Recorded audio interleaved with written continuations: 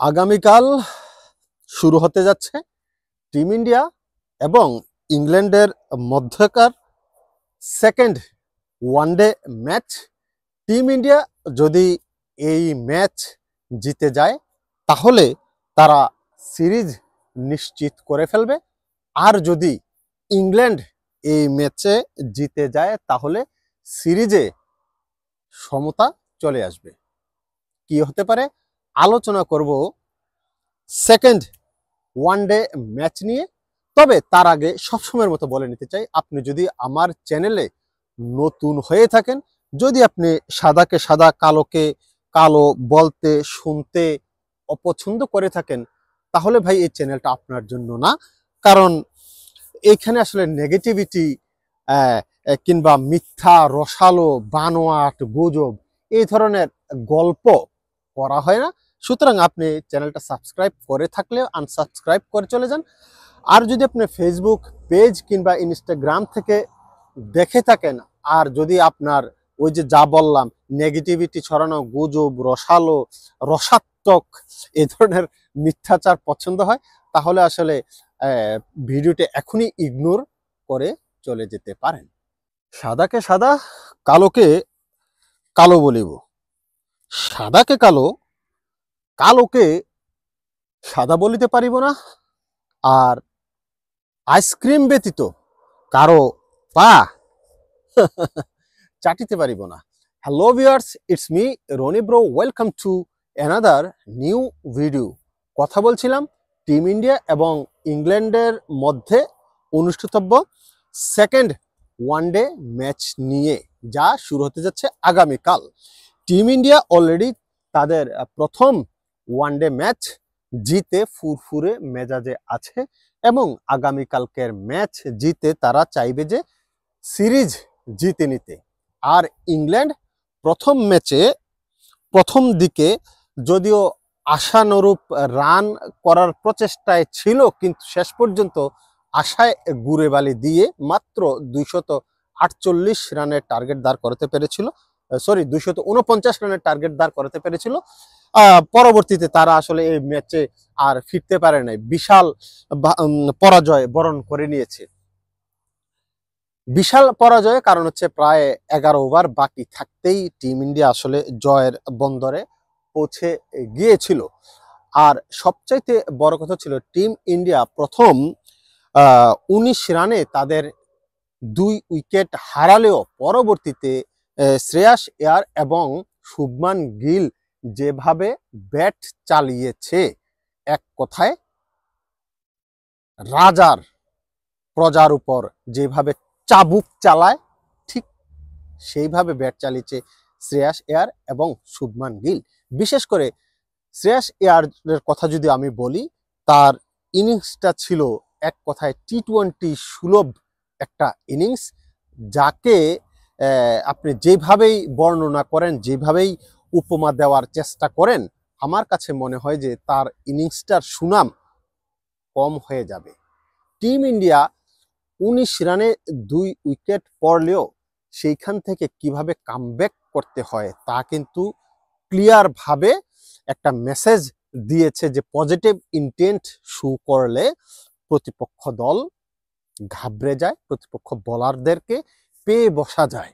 সেই জিনিসটাই কিন্তু তাদের ব্যাটিংয়ে দেখিয়েছে এবং শুভমান গিলের যে অনবদ্য ইনিংসটা ছিল একেবারে দৃষ্টিনন্দন একটা ইনিংস, ঝকঝকে চকচকে একটা ইনিংস ছিল।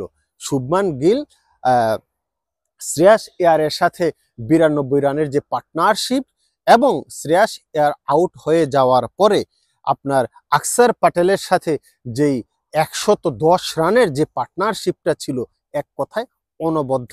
আকসার প্যাটেলকে আমি কিন্তু কখনো এইভাবে শাফলিং করে উপরে আনবে সেটা আমি ভাবতেও পারি নাই, আর আনার পরে যেই ইনিংসটা সে খেললো সেটা কিন্তু এক কথায় অসাধারণ, সেটা আমি আসলে ভাবতে পারি নাই তার কাছ থেকে। আমি ভেবেছিলাম হয়তো হার্দিক পান্ডিয়া তার আগে ব্যাট করতে আসবে, কিন্তু না, অবাক করে দিয়ে আসলে তাকে যখন ব্যাটিংয়ে পাঠানো হলো আমি কিছুটা অবাকে হয়েছিলাম। কিন্তু তার চাইতে আরো বেশি অবাক হয়েছি যখন সে 50 তুলে নিল। এক কথায় অসাধারণ। শুভমান গিল তার সেঞ্চুরি থেকে 13 রান দূরে ছিল, কিন্তু ওই যে জয়ের জন্য প্রয়োজন ছিল মাত্র সেখানে 15-16 রান, তো 13 রান তো আসলে তার হয় না, যার কারণে একটু হিট করতে গিয়েছিল, অপর প্রান্তে আউট হয়ে গেছে। সবচাইতে বড় কথা হচ্ছে সেখানে আপনার একটা দোষারোপ আমি করতে চাই এই হার্দিক পান্ডিয়াকে। হার্দিক পান্ডিয়ার কি দরকার ছিল, যখন 21 রান না 22 রানের দরকার ছিল, তখন একটা ছক্কা মারার দরকার কি ছিল ভাই? তুই ছেড়ে দে, তুই সিঙ্গেল নিয়ে ওরে দে, ও সেঞ্চুরিটা পূরণ করুক। কারণ এই পর্যায়ে এসে যে কোনো ব্যাটসম্যান যখন আপনার সেঞ্চুরি করতে পারে না, তখন কিন্তু একটা আক্ষেপ থেকে যায়। এজ এ ক্রিকেট লাভার হিসেবে আমার আক্ষেপ লাগে, এটা যে কোনো দলের হোক। আমি কোনো দলকে কিন্তু ঘৃণার চোখে দেখি না।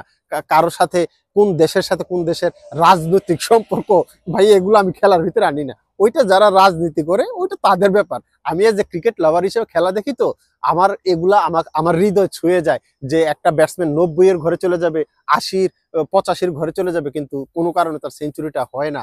এটা আমার কাছে খারাপ লাগে। ভাই জীবনে খেলছি তো, সেই অনুভূতিটা টাচ করে হৃদয়, যে ওই সময়ে আউট হয়ে গেলে কেমন লাগে। এনিওয়ে, টিম ইন্ডিয়া যেভাবে খেলেছে প্রথম ওয়ানডে ম্যাচ, আমার কাছে মনে হয় যে খুব ভালোভাবেই খেলেছে, এবং সেকেন্ড ওয়ানডে ম্যাচেও টিম ইন্ডিয়া চাইবে তাদের আধিপত্য বিস্তার করে তাদের সিরিজ নিশ্চিত করতে। কিন্তু অপরপক্ষে ইংল্যান্ড কিন্তু খারাপ দল না, মোটেও খারাপ দল না।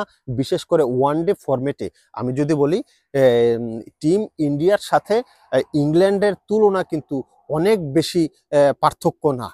ওদের তুলনা যদি করেন আপনি 19-20 কিংবা 19.5-20-এর মতো। তবে বিষয়টা হচ্ছে যখন ঘরের মাঠে ইন্ডিয়া খেলে, তখন ইন্ডিয়া কিন্তু বাঘ হয়ে যায়, রিয়েল টাইগার হয়ে যায়। প্রবলেম হচ্ছে এটা, ঘরের মাটিতে টিম ইন্ডিয়া অপ্রতিরোধ্য।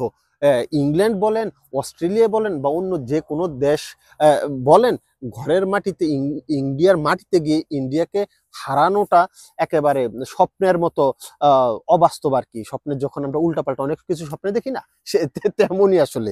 এনিওয়ে, ইংল্যান্ড ভালো দল, ওদের কামব্যাক করার যথেষ্ট সামর্থ্য, স্কিল আছে, যে কোনো সময় কামব্যাক করতে পারে। আর এই পরিস্থিতি কিভাবে সামলাতে হয়, জস বাটলার কিংবা হ্যারি কিন্তু ওরা জানে, এবং বোলিং ডিপার্টমেন্ট কিন্তু ইংল্যান্ডের খারাপ না, এবং যেভাবে পিটিয়েছে আপনার শ্রেয়াস আয়ার কিংবা শুভমান গিল, তার মানে এই না কিন্তু যে ইংল্যান্ড খারাপ বল করেছে বলে তারা মার খেয়েছে।